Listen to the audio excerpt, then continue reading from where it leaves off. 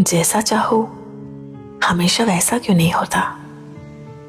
शायद हमसे ज्यादा जानते हैं भगवान हमारे कल का पता।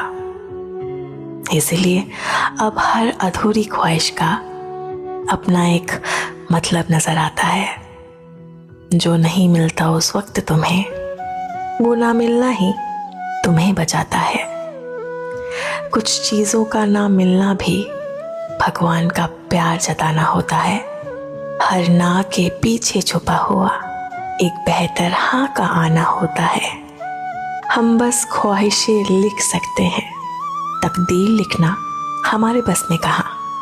इसीलिए मांगना जी भर के, पर जिद ना करना उसकी देर को सजा नहीं। मेहर समझ के बस सब्र करना।